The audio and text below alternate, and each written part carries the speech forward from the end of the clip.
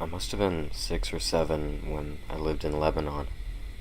The country was ravaged by war at the time, and murders were common and frequent. I remember during a particularly vicious era when the bombings rarely stopped. I would stay at home, sitting in front of my television, watching a very strange show. It was a kids' show that lasted about 30 minutes and contained strange and sinister images. To this day, I believe it was a thinly veiled attempt on the part of the media to use scare tactics to keep kids in place, because the moral of every episode revolved around very uptight ideologies. Stuff like bad kids stay up late, bad kids have their hands under the covers when they sleep, and bad kids steal food from the fridge at night. It was very weird, and in Arabic to top it off.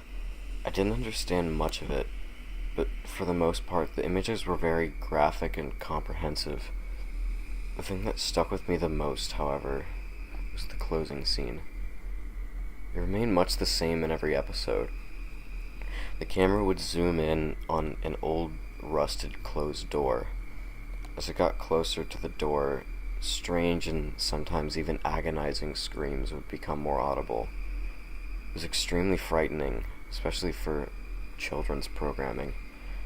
Then a text would appear on the screen in Arabic reading, "That's where bad kids go."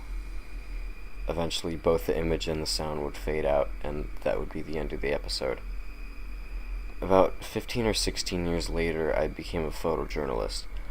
That show had been in my mind all my life, popping up in my thoughts sporadically. Eventually, I had had enough and decided to do some research. I finally managed to uncover the location of the studio where much of that channel's programming had been recorded. Upon further research and eventually traveling on site, I found out it was now desolate and had been abandoned after the big war ended. I entered the building with my camera. It was burnt out from the inside. Either a fire had broken out or someone had wanted to incinerate all the wooden furniture.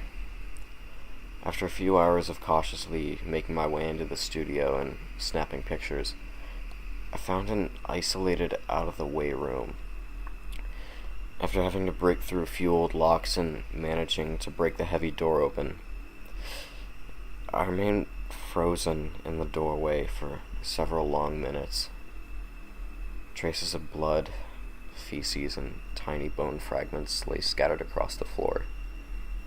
It was a small room and an extremely morbid scene.